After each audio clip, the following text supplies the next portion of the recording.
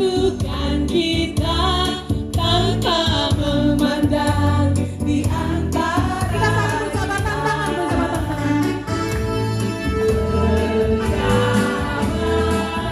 tantangan dalam kasih, dalam satu hati, berjalan dalam terang kasih Tuhan.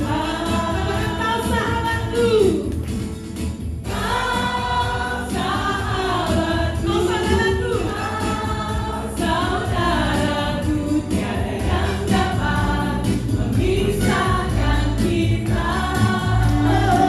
Sahabatku, kau sahabatku, kau saudaraku, tiada yang dapat memisahkan. 7 3 orang katakan kau sahabatku. 3 orang. Kau sahabatku, kau saudaraku, tiada yang dapat memisahkan kita. 5 orang ya.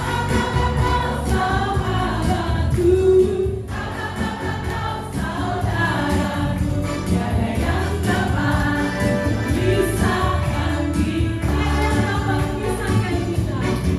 Tiada yang dapat memisahkan kita. Tiada yang dapat memisahkan kita.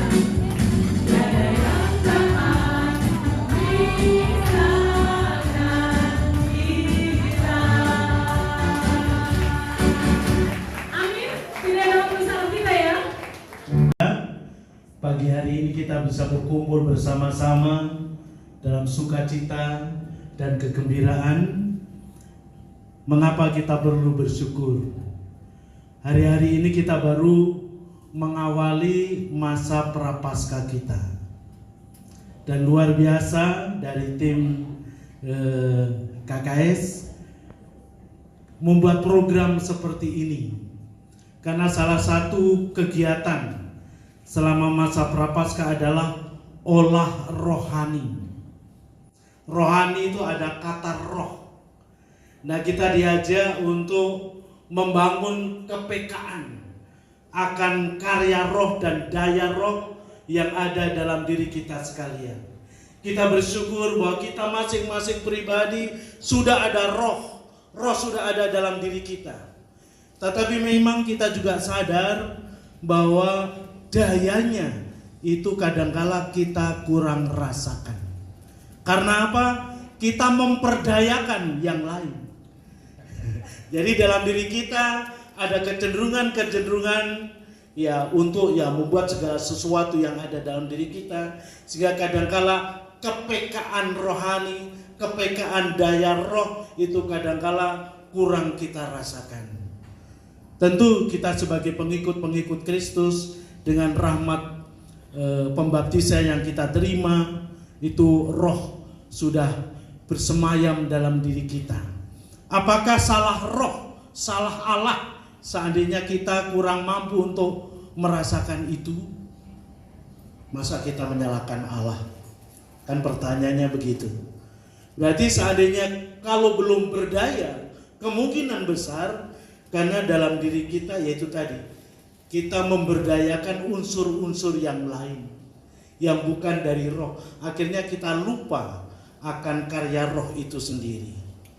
Maka kita sungguh bersyukur bahwa pada pagi hari ini kita akan dibantu untuk semakin mempertajam kepekaan kita akan kuasa roh yang telah diberikan kepada kita masing-masing.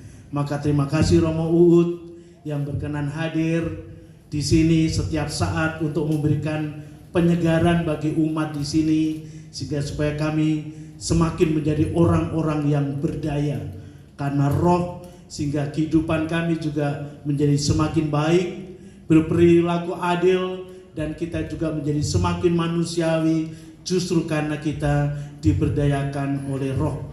Bapak Ibu Saudara-saudari, kiranya ini sungguh menjadi saat berrahmat bagi kita sekalian untuk bertumbuh dan berkembang dalam kehidupan iman kita, tetapi juga di dalam penghayatan iman itu. Maka selamat mengikuti proses seminar kita dari pagi hari ini sampai siang nanti. Terima kasih dan selamat mengikuti. Tadi sambil makan bubur, Pak Asep nanya, nama bagus-bagus Carolus Putranto Trihidayat, kok jadi Uut gitu kan? Itu kenapa ya? Maka saya ceritakan sejarahnya. Jadi memang nama saya Carolus Putranto Trihidayat, itu juga udah bagus memang. 3 bahasa di situ. Carolus bahasa Latin, Putranto Tri bahasa Sanskrit, Hidayat bahasa Arab. Itu Pancasila nama saya. Carolus itu Santo Carolus, Putranto Tri anak ketiga, saya cowok, dan Hidayat itu hidayah ya. Artinya karunia berkat yang diterima bapak saya melalui kehadiran saya anaknya. Itu cakap-cakap gitu kok jadi Uut gitu ya. Kadang-kadang orang manggil saya Uut Permatasari. Ya.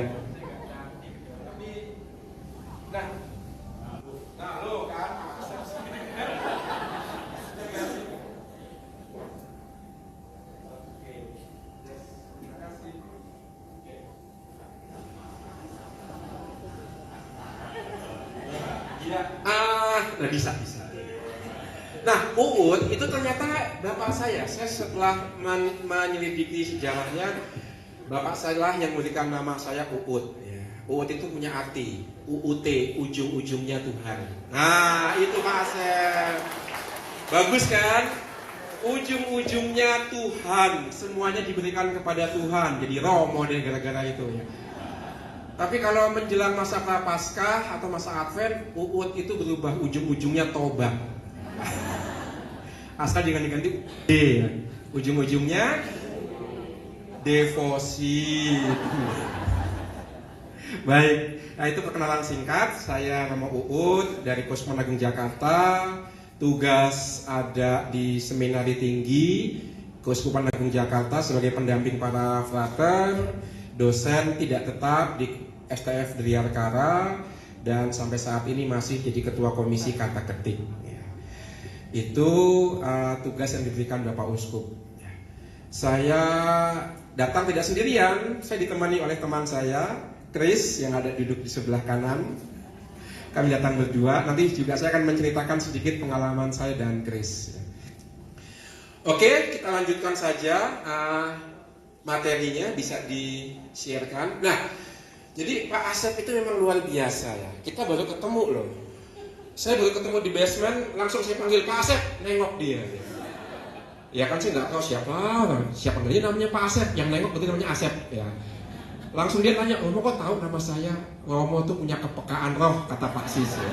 Punya kepekaan roh, karena kami memperdayakan roh untuk mengenal domba-domba. Nah, singkat kata, saya mau mengawali dengan sebuah cerita. Karena Pak Asep itu nanya, Romo apa hubungannya daya Roh Kudus dengan perilaku adil? Ada nggak hubungannya? Ada nggak? Ada, di mana hubungannya? Nah, itu yang akan kita coba kupas selama pagi sampai siang nanti. Saya akan memberikan satu ilustrasi kecil. Bapak Ibu sudah menerima abu? Kok nggak ada? Oh udah mandi ya, makanya hilang ya. Iya. Rabu Abu itu saya jalani di 4 tempat yang berbeda. Rabu Abu kemarin tuh ya, saya memimpin misa Rabu Abu di komunitas para frater di Cempaka Putih. Yang kedua, saya memimpin misa Rabu Abu di rumah tahanan Cipinang. Ada Ibu Lili, ini teman sepelayanan kalau ke penjara. Tapi nggak hanya ke penjara, ke rumah makan juga ya Bu ya. Rumah tahanan Cipinang, saya memberikan abu. Yang ketiga, di rumah tahanan Salemba cabang Jakarta Selatan di Kejaksaan, saya juga memberikan abu. Dan yang keempat, di kantor Astra di Sunter. Tapi yang berkesan bagi saya adalah ketika memberikan abu di rumah tahanan Salemba cabang Kejaksaan Agung Jakarta Selatan. Mengapa? Ya, seperti yang disampaikan Romo Sis, setiap orang yang dibaptis itu memiliki kepekaan rohani. Maka ketika saya datang ke Kejaksaan Negeri Jakarta Selatan, itu karena permintaan seorang ibu, istrinya ditahan di sana. Dan saya sudah pernah ke sana waktu Natalan kemarin ya. Juga saya merayakan Ekaristi di Kejaksaan. Lalu istrinya minta begini, Romo bisa nggak memberikan abu kepada suami saya? Bisa, begitu kan. Nah, kemudian ketika saya sampai sana, ada dua bapak-bapak. Satu suami dari ibu yang minta saya datang, satu lagi anak muda umur 30-an yang lagi kena kasus. Kasus gula rupanya. Jadi kemudian karena tidak bisa misa, karena tempatnya begitu ramai, ya sudah, saya memberikan abu di dahi. Lalu si bapak yang masih muda tadi yang kena kasus gula itu menangis gitu. Nggak menyangka di rumah tahanan bisa nerima abu. Maklum ini pertama kali dia masuk ke rumah tahanan. Jadi nggak nyangka bahwa bisa menerima abu. Bisa juga menerima kekuatan rohani ketika ada di penjara. Lalu saya tanya, Bapak pantang apa? Kata bapak itu, saya pantang gula, Romo. Mentang-mentang kasus gula, pantang gula. Tapi yang menarik adalah si istrinya. Istrinya itu bawa, ini abu-abu ya. Istrinya bawa kue kesukaan sang suami. Kuenya itu roti ada stik di dalamnya, ada daging. Menurut Bapak Ibu, teman-teman di penjara bisa nggak makan daging di hari Rabu Abu? Bisa apa enggak? Pasti bisa, tapi pertanyaannya boleh apa enggak? Wah, itu dia yang tanyain istrinya. Aduh Romo, saya lupa ini Rabu Abu. Saya bawa roti isinya daging. Romo boleh nggak saya berikan ke suami saya? Terus suaminya nanya, Romo boleh nggak saya makan pemberian istri saya? Saya bilang boleh. Tapi kan Rabu Abu Romo, Bapak lagi di penjara, ya kan? Maka Bapak itu udah kena pantang kebebasan. Berat hidup Bapak di dalam itu. Masih harus pantang daging lagi enggak? Bapak harus punya protein. Bapak harus siap kalau masuk nanti sidang pengadilan. Maka ini adalah cinta istri Bapak memberikan kue kesayangan Bapak di hari Rabu Abu. Silahkan makan. Juga kalau ada dagingnya. Tuhan pasti berkenan kok. Hidup Bapak udah susah di dalam. Singkat kata yang mau saya katakan adalah, walaupun teman-teman itu ada di penjara, tetapi mereka punya kerinduan. Mereka haus akan sesuatu yang bukan datang dari dunia ini. Sesuatu yang datang dari Allah yang bisa mereka terima melalui gerejanya. Salah satunya adalah ibadah Rabu Abu itu. Itu yang membuat hati saya tersentuh. Nanti mohon maaf, saya akan banyak ambil contoh dari kehidupan di penjara. Karena saya sebulan bisa keluar masuk penjara minimal 2 kali. Satu pasal narkoba, satu pasal penggelapan. Enggak, saya nggak pernah kena denda. Karena pelayanan, lebih pelayanan. Itu baik. Maka kita akan melihat bagaimana daya roh yang sudah Allah berikan kepada kita itu akan terus hidup dan akan mendorong kita untuk berperilaku adil. Karena hubungannya erat sekali antara roh dengan perilaku adil. Satu contoh sederhana. Salah satu tokoh dalam bangsa Israel yang seringkali menyerukan keadilan. Ada nggak yang bisa menyebut contohnya?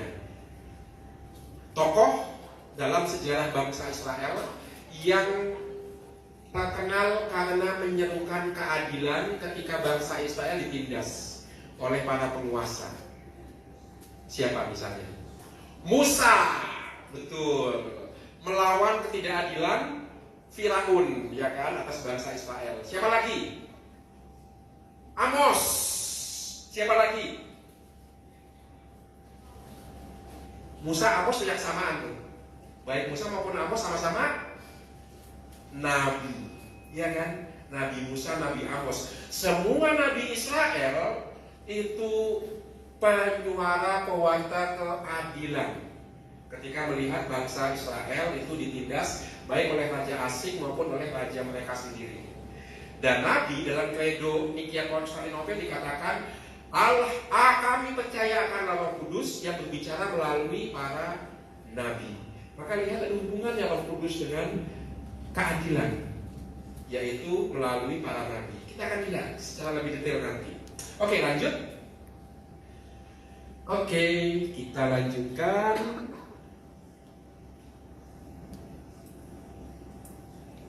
Ya, diklik. Nggak pindah.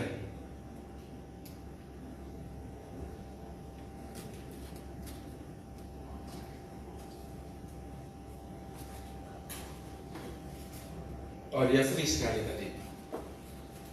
Oke, nah sambil menunggu, maka nanti akan ada 3 bagian. Kita akan berbicara tentang siapa itu Roh Kudus. Yang pertama, lalu yang kedua itu apa itu yang dimaksud adil, dan yang ketiga itu daya Roh Kudus yang mendorong kita untuk berperilaku adil. Maka kita akan masuk ke tahap pertama, Roh Kudus dan dayanya.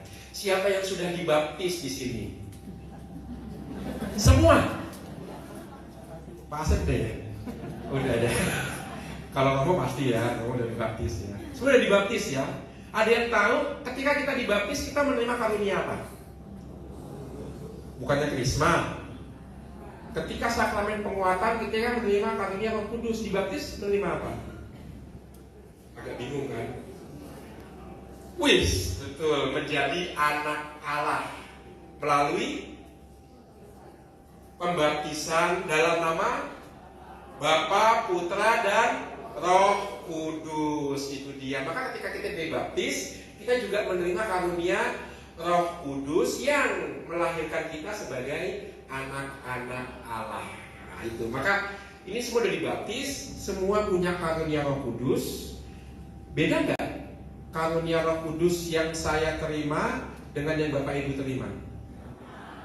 Saya kan ngomong. Saya sama gitu. Bapak kami saya enggak. Saya sama. Nah, dalam beberapa waktu yang lalu dulu ketika orang dididik menjadi calon imam itu selalu begitu ya. Kalian calon imam punya martabat yang berbeda dengan umat awam. Jadi kadang-kadang para frater itu sombong.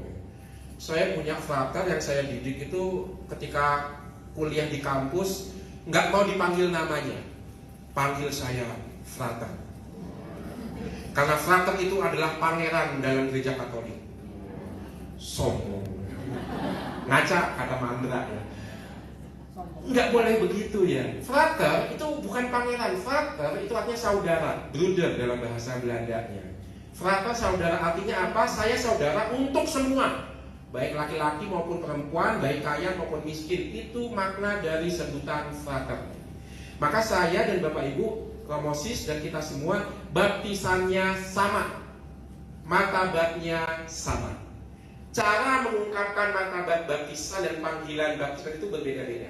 Itu.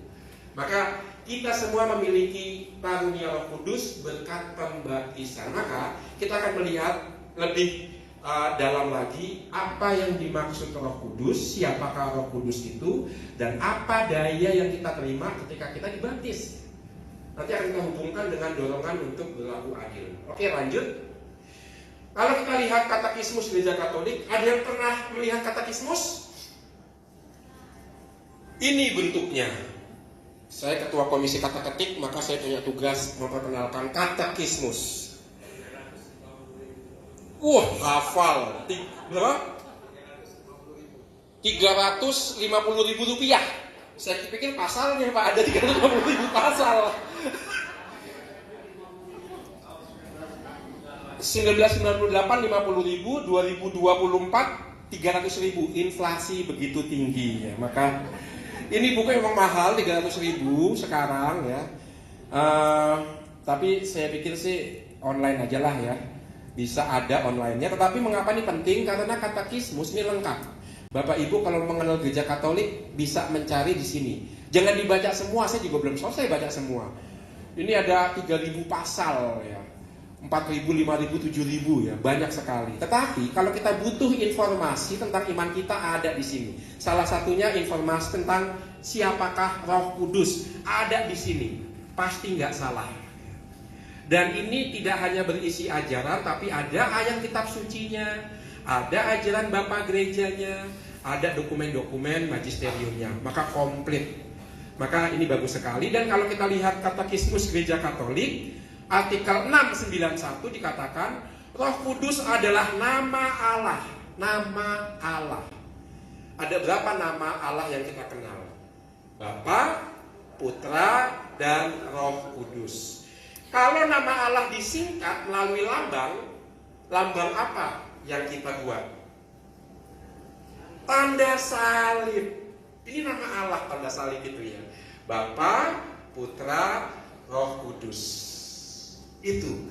Maka nama Allah, Bapa, Putra, Roh Kudus itu disingkat melalui tanda salib. Maka Bapak Ibu sekarang tahu, kalau bapak-bapak memberikan tanda salib di dahi kepada istri kesayangannya, kalau istri memberikan tanda salib di dahi kepada suami kesayangannya, artinya apa? Aku serahkan kamu dalam kuasa Bapa, Putra, Roh Kudus. Ada yang tahu artinya memberi nama? Ada yang pernah sekolah di SD?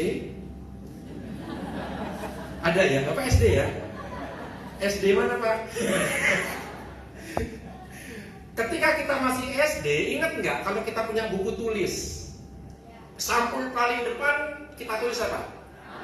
Kenapa tulis nama kita? Biar nggak ketukar sama punya orang lain. Demikian juga kalau kita membuat tanda salib di dahi atas diri kita atau orang yang kita cintai, kita menulis nama Allah loh. Bapa, Putra, Roh Kudus. Artinya orang ini milik Allah. Nggak akan ketukar oleh milik setan. Makanya orang Katolik itu nggak perlu takut kalau lewat kuburan malam-malam. Barang siapa takut lewat kuburan malam-malam, terkutuklah dia. Enggak. Karena apa? Kita ada nama Allah loh di dahi kita. Ketika kita dibaptis, kita ditulis nama Allah. Artinya orang ini milik Allah. Jangan macam-macam. Allah akan melindungi kita karena kita milik Dia. Allah nggak mau kehilangan satu pun miliknya. Itu. Maka Roh Kudus adalah nama Allah, salah satu dari 3 pribadi ilahi. Di situ inti iman kita, percaya pada Allah Bapa, Allah Putra, Allah Roh Kudus. Maka Roh Kudus adalah nama Allah yang dalam bahasa Ibrani-nya yang kita sembah dan kita muliakan bersama Bapa dan Putra itu. Maka sekali lagi ketika kita dibaptis, kita diberi tanda salib di dahi, mulai sekarang kamu milik Tuhan. Maka kita nggak perlu takut apapun. Kata Santo Paulus, kalau Kristus bersamaku, siapa akan melawan aku? Tidak ada yang dapat memisahkan. Begitu. Maka jangan takut. Nama Allah telah di dahi kita dan dalam jiwa kita. Dan ketika kita sudah dipanggil, Tuhan akan mengambil miliknya kembali kepadanya. Kita tahu kemana kita akan kembali. Kita milik Dia. Oke, lanjut. Nah, kata roh itu berasal dari bahasa Ibrani yang artinya ruah. Ruah ada buku yang kita baca kalau mau lihat kalender liturgi. Ruah itu artinya nafas, udara, dan angin. Itu ruah.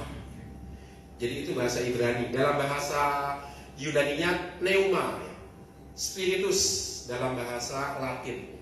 Maka ruah itu dari bahasa Ibrani, ruah yang mau diterjemahkan dalam bahasa Indonesia roh, artinya nafas, udara, dan angin. Oke, lanjut.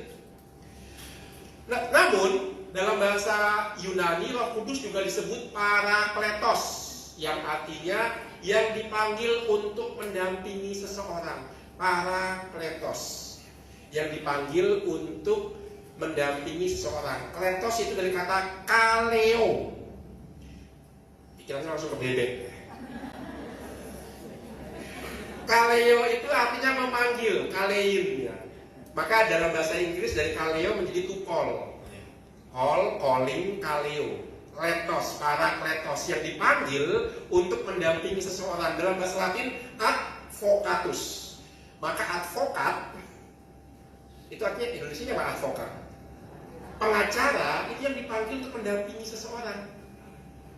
Ya, mendampingi kemana? Ke pengadilan ya, advokat. Maka itu sebabnya parakletos disebut sebagai roh penghibur atau roh pembela. Dia akan membela kita di hadapan Tuhan. Dia akan membela kita di hadapan penghujat. Siapa penghujat itu? Setan, kok tahu?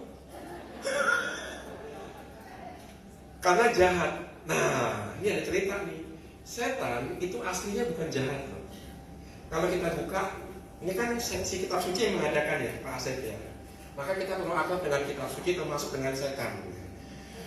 Coba buka Ayub bab 1 ayat 6. Mari sama-sama buka Ayub bab 1 ayat 6. Ini terkait dengan setan. Ada yang sudah menemukan? Ayub bab 1 ayat 6.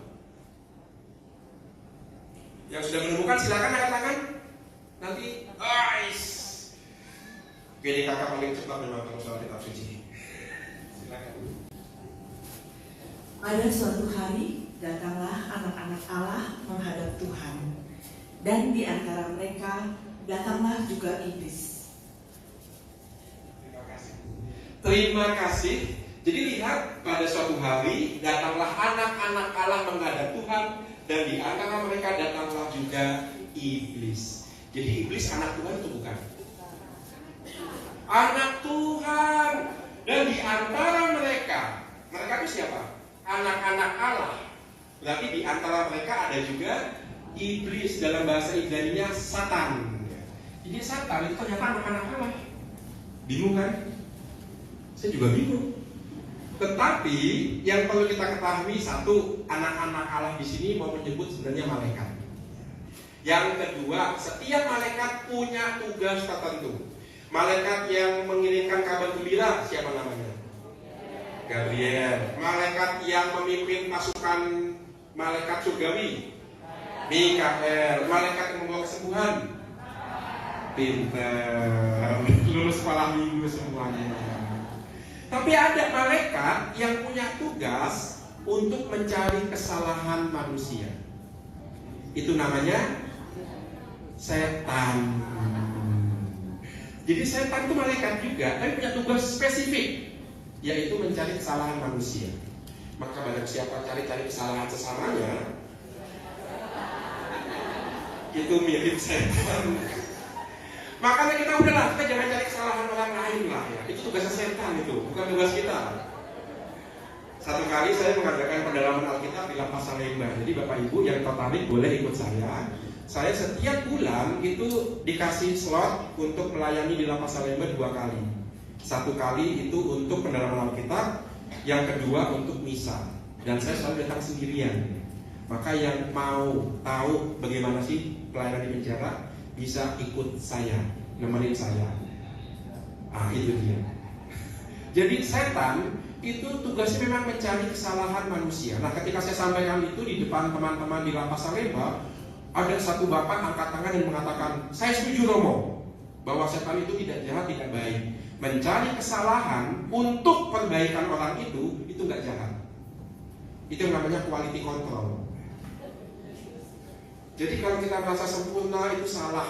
Kita masih punya cacat, masih punya kelemahan. Untuk itu kemudian kita harus terus berkembang. Maka yang disebut parakletos itu adalah pembela kita di hadapan dakwaan setan. Menurut tradisi iblis kitab suci. Maka ada yang mendakwa kita siang dan malam di hadapan Allah, yaitu setan. Ingat, ini bukan berarti setan jahat, enggak. Memang tugasnya dia seperti itu. Nanti kemudian pada saat pembuangan Babilonia abad ke-7 sebelum Masehi, setan baru punya makna negatif, yaitu sebagai pemfitnah. Tidak lagi pendakwa, tapi pemfitnah. Makanya teman-teman di Lapas Salemba juga, wow, pantesan jaksa-jaksa itu kan menuntut kita ya Romo ya. Jaksa-jaksa itu kan mendakwa kita ya, maka jaksa-jaksa itu setan Romo. Saya nggak berani ngomong. Nah gitu, maka disebut parakletos, Allah kudus, karena Allah kudus, inilah Allah inilah yang membela kita. Dia adalah parakletos yang membela kita di hadapan Allah, di depan dakwaan setan yang menunjukkan kesalahan-kesalahan kita. Parakletos. Oke, lanjut. Nah, kita akan lebih mendalami kekuatan atau daya Roh Kudus dari lambang-lambangnya. Oke. Lambang yang pertama itu air ya, semua bapak-bapak ibu tahu ya, air ya. Air melambangkan kelahiran. Seperti bayi yang tumbuh dalam air ketuban, demikianlah kita tumbuh dan dilahirkan dan hidup kembali dalam air baptisan. Maka saya belum pernah lihat, tetapi di YouTube saya lihat bayi-bayi itu kalau dicemplungin ke air kolam itu bisa berenang otomatis ya. Mereka secara insting bisa berenang ya. Karena selama 9 bulan ada dalam air, dalam rahim ibunya. Maka ketika kita cemplungin ke air, nggak usah pakai kursus berenang, mereka otomatis berenang seperti dalam air. Makanya kita begitu enak, begitu nyaman kalau kita ngambang di air. Kita ingat ketika kita dulu masih dalam rahim ibu. Dan air menjadi lambang Roh Kudus seperti itu. Kita merasa aman, kita merasa nyaman dalam rahim Allah. Loh, kok Allah punya rahim? Karena Allah Bapa. Kok Allah Bapa punya rahim? Kita menyebut Allah Bapa bukan berarti dia laki-laki, enggak. Allah kita sebut Bapa karena dia sumber segala sesuatu. Dari dia kita datang. Maka kita juga bisa mengatakan Maha Rahim karena kita merasa aman dekat dengan dia. Nah, air itu menjadi lambang Roh Kudus karena dalam air kita dilahirkan, dalam air kita dikandung oleh ibu, dan dalam air kita hidup. Roh adalah air yang menghidupkan dan yang mengalir dari Kristus yang disalib. Kapan Kristus mengalirkan air dari kayu salib?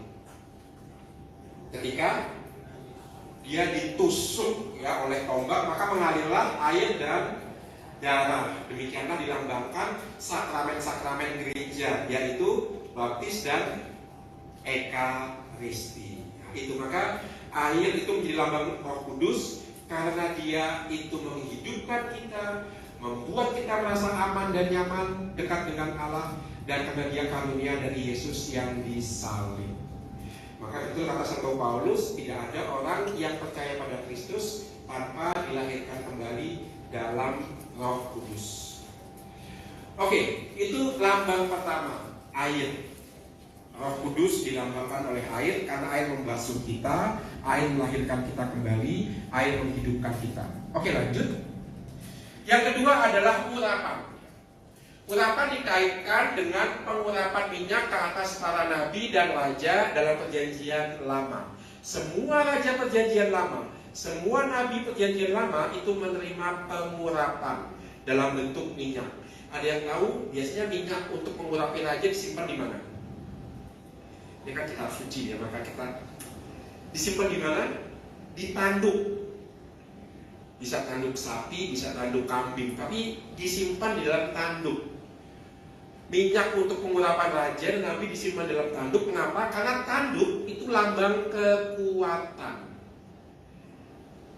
Apa logikanya tanduk lambang kekuatan? Jadi bayangkan dalam tradisi Ibrani, tradisi bangsa-bangsa tradisional Laut Tengah, hewan yang paling kuat itu adalah banteng.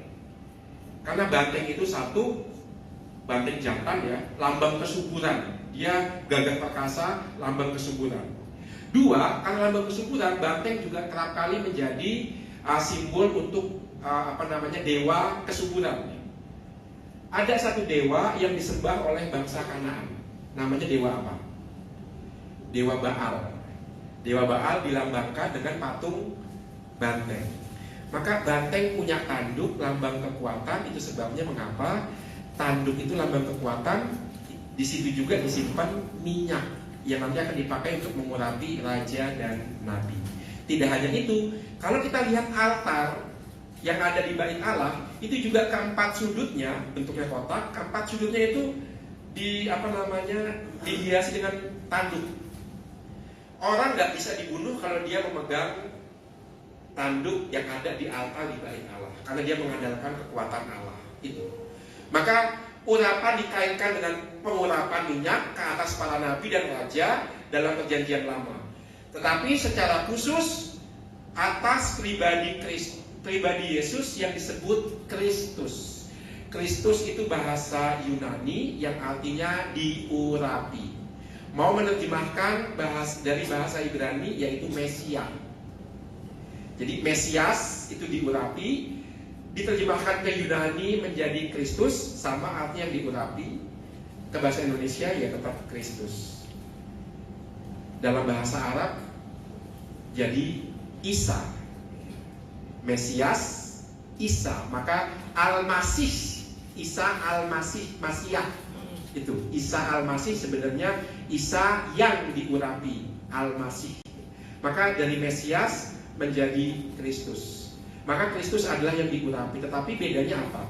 Ada yang tahu bedanya Yesus yang diurapi, yaitu Kristus, dengan raja-raja yang diurapi dan nabi-nabi yang diurapi?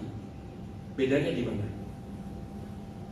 Minyak dan Roh Kudus. Yesus tidak diurapi dengan minyak, tapi Yesus diurapi langsung oleh Roh Kudus. Kapan Yesus diurapi Roh Kudus? Pada saat pembaptisan. Jauh sebelum pembaptisan juga sudah diurapi. Oke, di pembaptisan menurut Injil Markus, ya. Tetapi sebelum dibaptis dia juga sudah diurapi. Kapan? Dalam kandungan. Roh Allah akan menaungi engkau, kata malaikat Gabriel kepada Bunda Maria. Roh Allah akan menaungi engkau sehingga anak yang kau lahirkan itu akan disebut kudus, putra Allah. Maka Yesus sudah diurapi sejak dalam kandungannya, ketika Roh Kudus melayang-layang di atas Bunda Maria. Makanya anak yang dikandung akan disebut kudus karena sudah diurapi sejak dalam kandungan. Itu, maka lihat bagaimana Yesus disebut Kristus. Karena bagi orang Kristen, Yesus sudah diurapi oleh Roh Kudus, bukan oleh minyak, sejak dalam kandungan. Itu ada dalam Lukas bab 2 ayat 11. Maka pertanyaan saya, berarti Yesus itu menjadi Allah Putra sejak kapan? Kita menjadi anak-anak Allah sejak kita dibaptis karena kita menerima Roh Kudus. Tapi Yesus menjadi Allah Putra sejak kapan? Dalam kandungan. Sebelum dikandung Maria berarti bukan Allah Putra dong. Nah, ke Injil Yohanes, pada mulanya adalah Firman. Firman itu adalah Allah, berada dekat dengan Allah, dan Firman itu adalah Allah. Maka Yesus menjadi Allah Putra sejak awal mula dari sononya. Itu sebabnya mengapa kita punya 4 Injil, saling melengkapi. Kalau kita hanya punya Injil Markus dan Matius, itu kita bisa salah paham. Yesus diangkat menjadi anak Allah hanya ketika dia dibaptis, karena dia menerima Roh Kudus ketika dia dibaptis. Kalau kita hanya punya Injil Matius, Markus, dan Lukas, kita salah paham lagi. Yesus menjadi anak Allah ketika dikandung, karena dikandung ada Roh Kudus. Makanya kita punya Injil Yohanes. Pada mulanya adalah Firman. Firman itu berada dekat dengan Allah, dan Firman itu adalah Allah. Maka Yesus Allah Putra sejak awal mula, sejak dari sononya. Dia Allah Putra bukan hanya ketika dikandung, bukan hanya ketika dibaptis, tapi dari sononya. Itu. Oke, itu simbol yang kedua, yaitu urapan. Sekarang kita masuk ke simbol yang ketiga, yaitu api. Nah, ini gampang ya. Nanti Pentakosta kita akan merayakan lidah-lidah api yang turun ke atas para rasul. Api melambangkan daya transformasi. Jadi tadi air itu melambangkan roh yang melahirkan kita kembali, roh yang menghidupkan kita. Lalu urapan melambangkan perutusan dan pilihan seperti para nabi, raja, dan Yesus sendiri diutus oleh Allah melalui pengurapan Roh Kudus. Api melambangkan perubahan, transformasi. Contohnya Elia berdoa, maka korbannya dibakar oleh nyala api dari langit. Ada yang tahu ini kapan? Kapan Elia berdoa sehingga kemudian daging-daging yang dia persembahkan dibakar? Ketika Elia sedang bertarung dengan imam-imam Baal. Elia sendirian melawan 400 imam Baal. Dan imam Baal itu meminta api supaya membakar korban mereka. Nggak datang-datang. Bahkan sampai menyayat-nyayat kulitnya. 400 imam Baal gagal mendatangkan api. Pas gilirannya Elia, kita tahu Elia agak sombong dikit ya. Dia mengatakan begini, sebelum saya minta api, tolong korban bakaran saya disiram pakai air dulu deh. Nggak cukup disiram pakai air, tolong dibuat parit mengelilingi korban bakaran saya, dipenuhin air semuanya. Baru kemudian Elia berdoa kepada Yahweh. Pada saat itu juga api turun dari langit mengeringkan parit, mengeringkan air, langsung membakar daging kurban Elia. Maka api melambangkan Roh Kudus, datang dari Allah, mengubah hati kita dari dalam. Itu api. Demikian juga Yohanes Pembaptis mewatakan dia yang akan membaptis dengan air dan api. Tidak hanya dengan air tapi dengan api, yaitu Roh Kudus yang mengubah kita dari dalam. Maka saya akan memberikan satu contoh sedikit tentang perubahan dari dalam berkat karya Roh Kudus ini. Saya ambil contoh dari penjara lagi ya. Jadi jangan bosan cerita tentang penjara sama saya. Jadi ini adalah peristiwa Paskah tahun 2018. Ketika tahun 2018 saya itu merayakan Minggu Palma di Rutan Cipinang. Saya juga diminta untuk merayakan Hari Suci di Rutan yang sama. Jadi Minggu Palma di Rutan Cipinang, Kamis Putih di Rutan Cipinang, Jumat Agung di Rutan Cipinang, Sabtu Paskah di Rutan Cipinang. Lalu ada warga binaan usul, Romo daripada pindah-pindah, mendingan nginep di sini. Jadi Romo nggak usah Cempaka Putih, Cipinang, nginep sini aja Romo. Saya tanya lagi, ada nggak selen kosong? Ada Romo sama saya sendirian Romo. Waduh. Ya. Terus saya bilang izin uskup dulu. Ya pasti uskup nggak mengizinkan kan ya.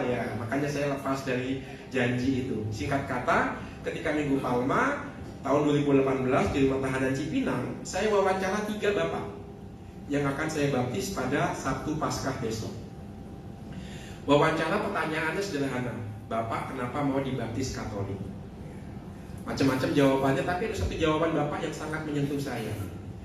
Bapak itu mengatakan, Romo saya dibaptis Katolik karena istri saya dibaptis Katolik Romo. Wah, saya emosi saya. Bapak nggak bisa dibaptis Katolik karena ikut-ikutan istri. Bapak itu balik marahin saya, Romo cetak saya belum selesai. Wah, jadi umat zaman sekarang berani marahin Romonya. Saya nggak tahu umat Pluit marahin Romosis nggak ya? Nggak ada yang berani sama Romosis. Tapi begitulah ya. Jadi Bapak itu ternyata belum selesai ceritanya, saya potong. Oke, saya minta maaf. Tapi Bapak itu bercerita satu hal yang sangat menyentuh saya. Jadi begini ceritanya. Bapak itu masuk rumah tahanan sudah 5 tahun. Jadi ini tahun kelima dia, maka tahun ini dia akan bebas, tahun 2018. Dan dia mengatakan begini, Romo, sejak saya masuk rumah tahanan Cipinang, istri saya tidak pernah absen menjenguk saya. Dan setiap kali jenguk saya, bawa kue, bawa makanan, dan bawa duit untuk saya. Bapak Ibu tahu, di penjara itu susah mendapatkan banyak hal.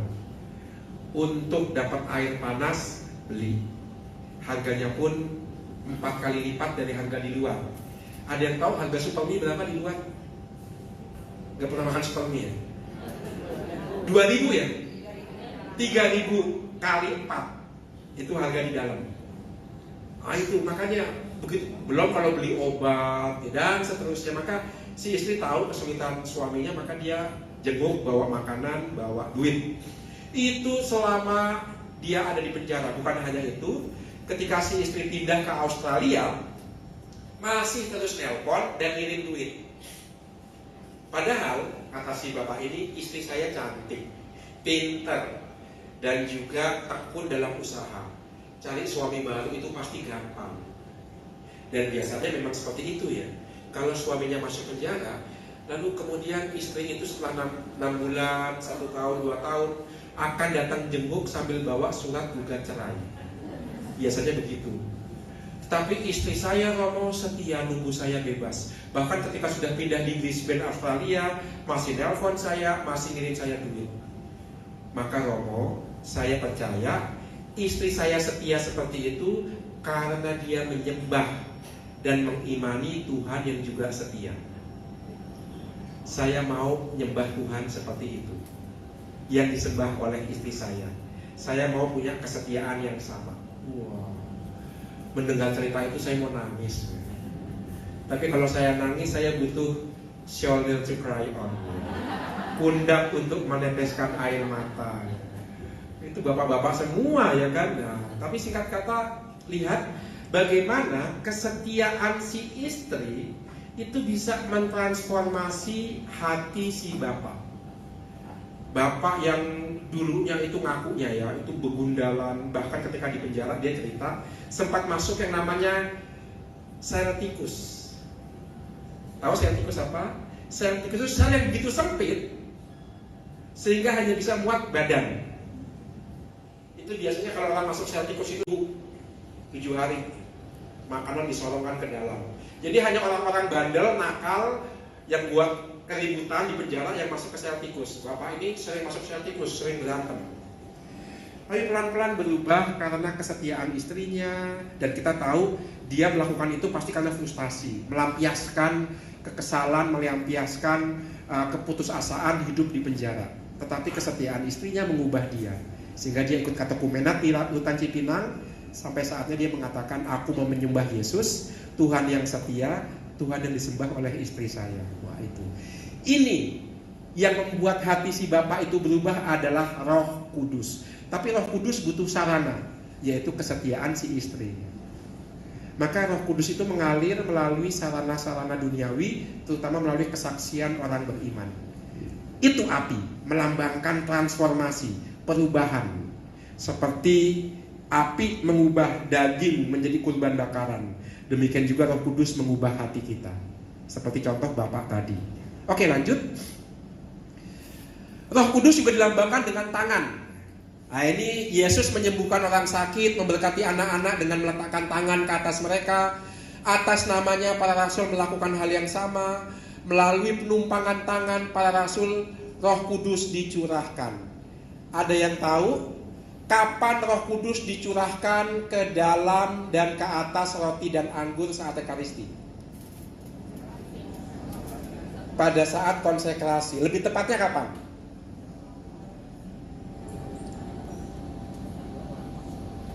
Sebelumnya, sebelum diangkat, doa syukur agung. Lebih tepatnya pas di mana? Ada bagian tertentu yang disebut apa? Sebelumnya. Apa? Ya? Oh enggak, dalam Ekaristi kita yang kita rayakan, Bapak Ibu tidak melihat ketika imam mengatakan, ada momen di mana imam menumpangkan tangan ke atas roti dan anggur ya. Bukan, kalau ini kan diangkat inilah. Kalau ini pas mau ini, maka ya Tuhan, turunkanlah Roh Kudus-Mu agar mengubah roti dan anggur ini menjadi tubuh dan darah Putra-Mu terkasih, Tuhan kami Yesus Kristus. Gak pernah lihat ya itu ya? Kok gak tahu? Maka perhatikan Ekaristi itu. Ada imam ketika habis nyanyi kudus-kudus kan imam mengatakan, sungguh kuduslah Engkau Tuhan, sumber segala kekudusan, maka kami mohon kuduskanlah persembahan ini dengan pencurahan Roh-Mu agar menjadi bagi kami tubuh dan darah Putra-Mu terkasih, Tuhan kami Yesus Kristus. Penumpangan tangan ke atas roti dan anggur sehingga Roh Kudus tercurah dan menjadi tubuh dan darah. Maka tangan itu juga lambang Roh Kudus. Tangan yang ditumpangkan itu lambang penumpangan Roh Kudus. Makanya prodiakon gak bisa menumpangkan tangan, gak boleh, gak mendapat tahbisan. Hanya mereka yang mendapat tahbisan, sakramen tahbisan imamat, yang bisa menumpangkan tangan. Mengapa? Karena hierarki uskup, imam dan diakon itu meneruskan kuasa para rasul itu. Maka menumpangkan tangan seperti ini atau memberkati besar seperti ini hanya bisa dibuat oleh para tertahbis. Prodiakon enggak. Tapi prodiakon bisa memberkati di dahi ya. Itu. Oke, jadi tangan juga simbol Roh Kudus. Lanjut. Jari, ya ini dia. Jari ternyata juga simbol Roh Kudus. 10 perintah Allah itu ditulis oleh jari-jari Yahweh. Jari-jari Allah ke atas 2 loh batu. Lihatlah Keluaran bab 31 ayat 18. Keluaran bab 31 ayat 18 menceritakan bagaimana Yahweh menulis 10 perintah Allah ke atas 2 loh batu dengan jarinya. Dan nanti hukum yang baru akan ditulis di hati kita juga dengan tangan Allah. Makanya nanti ketika kita merayakan Pentakosta dan menantikan Pentakosta, kita menyanyikan lagu Veni Creator Spiritus.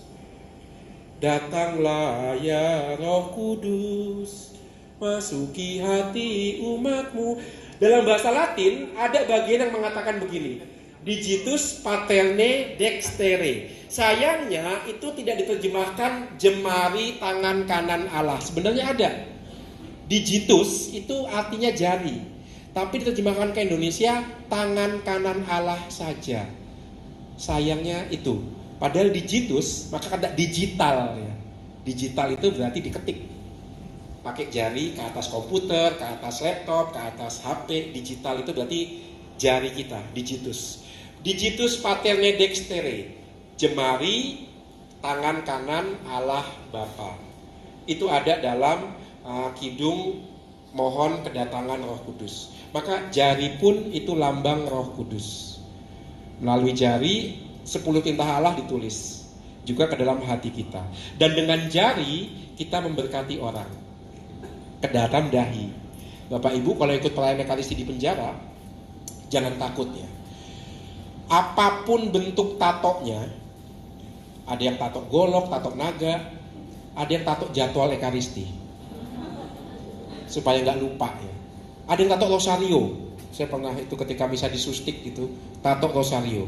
Apapun tatonya, ketika minta berkat sama imam, mereka menunduk semua. Dan saya memberkati dengan jari saya. Maka nanti kalau Bapak Ibu juga memberkati anak, memberkati pasangan dengan jari, Roh Kudus menggunakan jemari kita untuk menulis nama Allah ke dahi orang yang kita sayangi. Jari adalah lambang Roh Kudus. Oke, lanjut. Yang terakhir sekarang, lambang merpati. Di akhir bencana air bah, merpati datang ke Nuh dalam perahu dengan membawa sehelai daun zaitun di parutnya. Artinya apa? Sudah surut, maka ada tumbuhan yang berdaun hijau. Maka membawa daun di paruh artinya sudah surut. Maka merpati melambangkan perdamaian. Allah sudah murka, Allah sudah surut murkanya. Merpati melambangkan perdamaian. Waktu Tuhan Yesus dibaptis, Roh Kudus turun laksana merpati. Tetapi sebelum Roh Kudus turun, apa yang terjadi? Langit terbuka. Apa yang dulu ditutup oleh Allah karena dosa Adam, dibuka oleh Yesus. Maka Roh Kudus lambang perdamaian dalam bentuk merpati. Langit terbuka, Roh Kudus turun dan Allah berbicara, Allah berkomunikasi lagi. Maka merpati itu lambang damai. Itu. Maka komunikasi kita dengan Allah yang dulu ditutup oleh dosa Adam sekarang bisa dibuka lagi berkat kehadiran Yesus. Maka Roh Kudus itu menjadi lambang perdamaian Allah dan manusia. Kapan kita didamaikan oleh Allah? Ketika kita dibaptis. Ketika kita dibaptis untuk pengampunan dosa. Maka sakramen baptis adalah sakramen tobat yang pertama. Dan kita didamaikan oleh Allah dalam sakramen baptis. Maka sebenarnya Bapak Ibu, sakramen tobat yang kita miliki dalam gereja Katolik itu diwajibkan untuk yang pendosa berat. Pendosa ringan gak wajib. Wajib hanya 1 kali dalam 1 tahun. Sakramen tobat sejatinya itu untuk para pendosa berat. Dosa berat wajib diakui di pembaptisan, di sakramen tobat untuk menerima pengampunan. Dosa-dosa ringan enggak. Tapi jangan kemudian enggak ke ruang pengakuan kalau dosa-dosanya ringan, enggak, jangan ya. Tapi saya mau mengatakan ini apa sebabnya? Sebabnya adalah tahu rumusan doa tobat di ruang pengakuan bagaimana? Allah yang Maha Rahim, aku menyesal atas dosa-dosaku, sebab patut aku engkau hukum, terutama sebab aku telah menghina engkau yang maha murah dan maha baik bagiku. Aku benci akan segala dosaku, nah ini yang paling penting. Dan berjanji dengan pertolongan rahmatmu, dan bisa Bisa nggak berbuat dosa lagi? Nggak bisa. Tetapi kalau kita tahu bahwa sakramen tobat di ruang pengakuan itu wajib untuk pendosa berat, maka dosa yang dimaksud bukan dosa ringan tapi dosa berat. Dosa berat itu yang melanggar 10 perintah Allah. Apostasi, menyangkal Allah, membunuh, berzina, mencuri nafkah hidup orang lain, tidak menghormati orang tua. Maka kalau kita kaitkan dengan itu, kata-kata berjanji tidak akan melakukan dosa lagi itu bukan dosa ringan. Dosa ringan pasti kita buat, ya kan? Ngomongin Romo itu dosa ringan apa berat? Hah?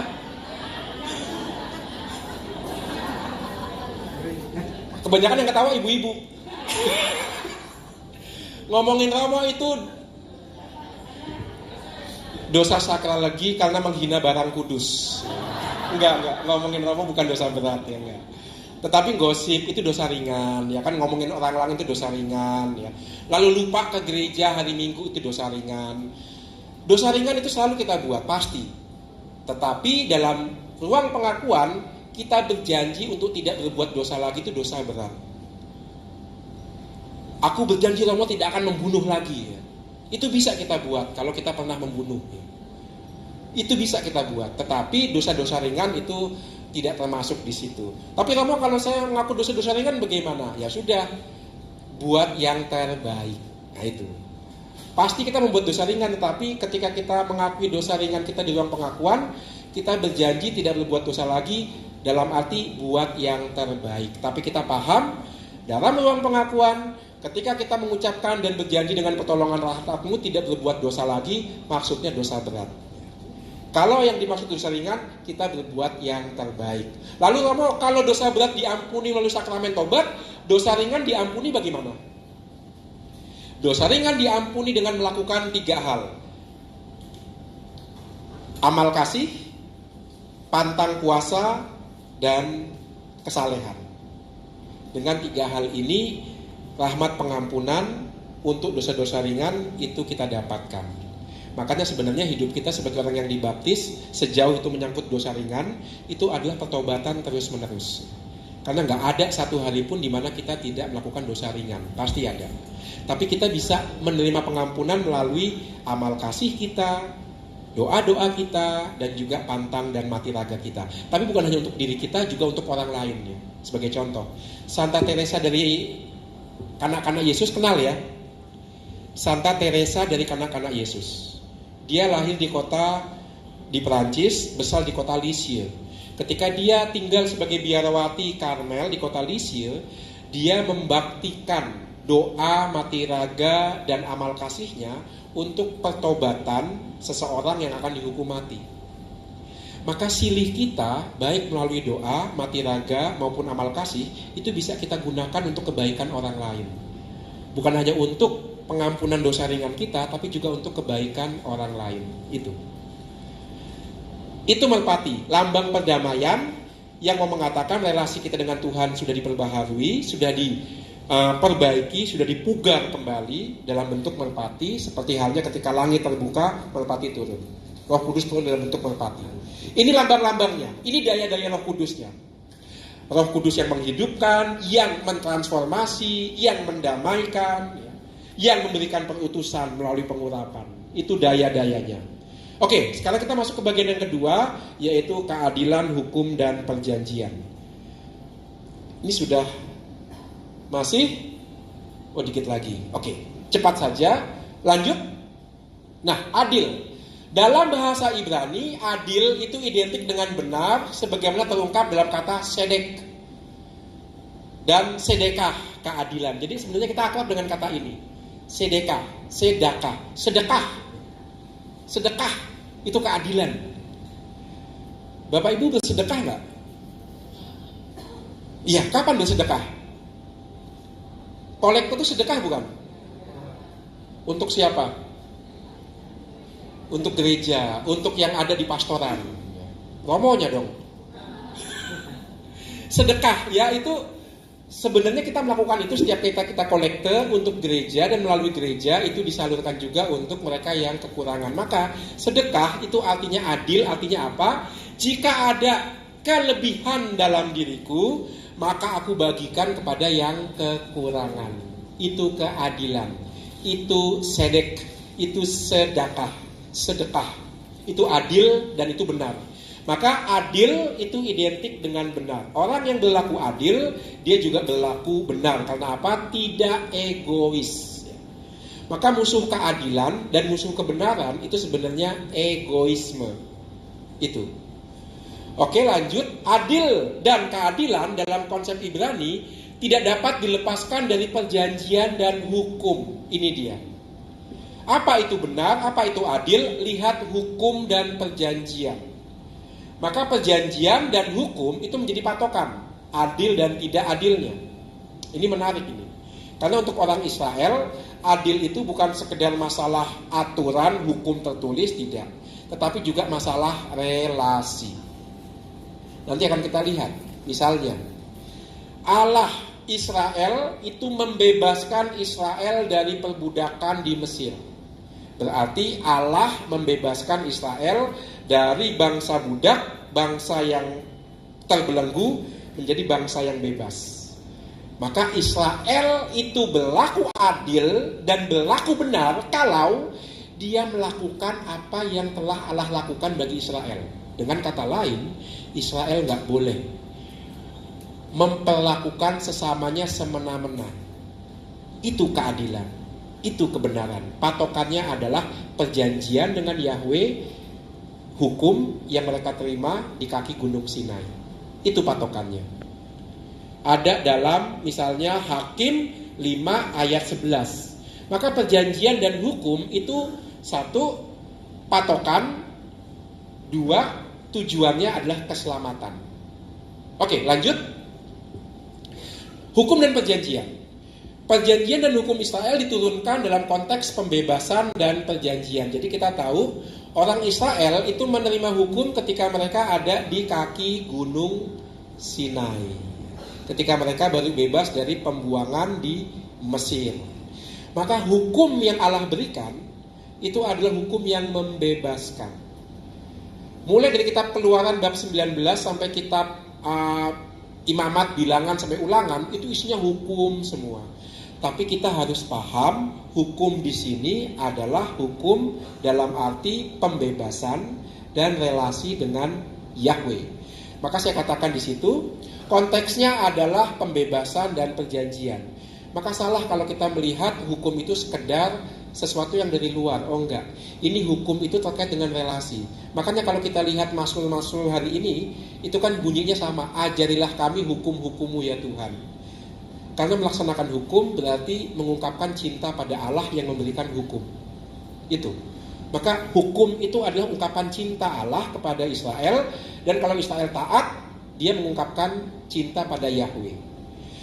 Maka dengan demikian, saya akan mengatakan begini, hukum itu mengikat relasi Israel dengan Yahweh, maka ada permintaan untuk setia. Itu yang pertama. Dan yang kedua, hukum itu berkembang. Semula hukum ditulis dalam 2 loh batu. Lama-lama hukum akan ditulis dalam hati kita. Dan lama-lama hukum itu tidak lagi menjadi perintah, tapi menjadi sebuah dorongan untuk mencinta. Maka hukum itu pun berkembang. Nah, itu yang disebut sebagai hukum, itu yang disebut sebagai adil, itu yang disebut sebagai benar. Maka bukan sekedar aturan, tetapi karena hukum itu lama-lama ditulis dalam hati kita, hukum itu kemudian juga menjadi dorongan untuk menjadi sempurna. Maka perintah Yesus itu benar. Jadilah engkau sempurna, karena Allah Bapamu di surga adalah sempurna. Maka hukum, adil, dan benar itu pelan-pelan masuk ke dalam hati kita untuk bertindak adil dan bertindak benar. Bukan lagi paksaan dari luar, tapi betul-betul dorongan dari dalam. Itulah hukum. Saya kasih contoh sederhana. Sekali lagi pengalaman. Mungkin kalau di penjara udah bosen ya. Saya sekarang pengalaman dari pendidikan para frater. Bapak Ibu tahu saya tinggal bersama 33 calon imam. Itu frater, cowok semua, baik-baik semua. Walaupun mereka baik, tapi kadang-kadang punya kelemahan. Apa itu? Malas bangun pagi. Jadi Bapak Ibu, Frater itu bergulat untuk bangun pagi ya. Bahkan sudah sampai tingkat tertentu, sudah tahun ketiga, tahun keempat, kadang-kadang masih kelihatan malas bangunnya. Nah, saya agak jengkel dengan satu frater, udah tingkat 4, tingkat akhir bersama saya, masih sering telat misa. Padahal ada aturannya jelas. Maka apa yang saya buat? Saya minta frater itu, kalau frater lainnya bangun jam 5 pagi, saya minta frater itu bangun jam 4. Untuk apa? Untuk jam 4 pagi bangun, nyapu halaman. Jadi saya pilih, saya kasih pilihan kepada frater itu, mau ikut perintah saya atau keluar. Waduh, berat ya, galak sama Uut ya, galak. Untuk hal satu ini galak. Saya nggak mau umat Katolik di KAJ misa pagi, romonya telat. Kalau sejak frater nggak ditegasin begitu, ntar jadi romo juga telat-telatan kalau misa pagi. Maka saya didik bangun pagi tepat waktu. Nanti pas jadi imam harapannya juga tepat waktu pas misa pagi. Maka betul. Di hari pertama saya minta dia melakukan itu 1 bulan. Bangun pagi jam 4, lalu nyapu sampai jam 5, lalu mandi seperti teman-teman lainnya. Maka di hari pertama dia bisa bangun. Kok tahu bangun? Saya ikut bangun. Saya menghukum juga, saya harus bangun dia kan. Maka, tapi saya diam-diam, saya pura-pura nggak bangun. Saya hanya ngintip dari udah bangun belum gitu ya. Dan ternyata frater saya itu betul. Dia begitu serius dengan panggilannya, maka daripada dikeluarin dia bangun jam 4 pagi. Dia ngambil sapu kebun itu ya, yang sapu dari apa? Dari sapu lidi ya. Tapi yang aneh adalah ketika dia nyapu, sengaja dia kerasin, gitu kan. Sengaja. Karena apa? Kamar saya di depan taman. Jadi rupanya dia mau membuat saya bangun juga. Ya, tapi ya begitulah ya. Dia nggak tahu sih udah bangun sebenarnya. Maka dia, gitu kan, pokoknya dengan galak, dengan kasar. Itu dia buat selama 2 minggu pertama hukuman seperti itu. Tapi masuk minggu ketiga, minggu keempat, mulai lembut, mulai tenang gitu. Dan ketika masuk ke minggu terakhir, setelah 1 bulan saya panggil, bagaimana pengalaman kamu bangun pagi nyapu halaman? Ya, minggu-minggu pertama sih saya sebel Romo ya. Saya nyapu sengaja saya kerasin ya. Gue tahu, saya tahu gitu kan, pasti supaya saya bangun kan. Iya Romo, saya kesel banget Romo. Apa sih susahnya? Kenapa sih harus disuruh bangun jam 4? Teman-teman saya masih enak-enakan sampai jam 5 ya. Tapi Romo setelah minggu ketiga, minggu keempat, saya kemudian semakin sadar, maka saya nyapu dengan begitu tenang. Saya tanya, kenapa kamu nyapu dengan begitu tenang? Romo tahu, saya nyapu begitu tenang karena saya sambil berdoa. Saya sambil nyapu, saya berdoa begini, Tuhan berikan saya kesetiaan dalam hal-hal kecil. Tuhan berikan saya kesetiaan dalam hal-hal kecil. Nah itu hukum yang dari luar, yang saya wajibkan sebagai hukuman, sekarang dia endapkan sebagai hukum dari dalam. Aku mau setia dalam hal-hal kecil, juga dalam bangun pagi, juga dalam menyapu halaman. Lalu sejak saat itu frater saya nggak pernah telat bangun pagi lagi, malah seringkali kecepatan bangunnya. Maka dia masuk kapel duluan, meditasi di dalam kapel. Wah, berubah dia. Itu hukum dari dalam. Itu yang kita tadi sudah melihat, cara Roh Kudus mengubah seperti dilambangkan oleh api. Mengubah dari dalam, transformasi dari dalam. Maka itulah dorongan untuk menjadi lebih sempurna. Maka seperti yang dikatakan Romo Sis tadi, setiap dari kita menerima karunia Roh Kudus. Bagaimana itu juga bisa mentransformasi kita, menghidupkan kita, sungguh dari dalam, dan terutama dalam perilaku kita adil dan benar bagi sesama, khususnya yang kecil, lemah, miskin, dan tersingkir. Itu. Maka nanti di bagian berikutnya kita akan masuk ke bagaimana daya Roh Kudus mendorong kita untuk berperilaku adil. Saya kaitkan dengan tahun jubileum, saya kaitkan dengan Aldas KAJ, peduli lebih pada yang lemah, kecil, miskin, dan tersingkir. Oke, dari saya cukup. Maka saya serahkan kepada Valen sebagai MC. Terima kasih. Untuk sesi 1 saya cukupkan.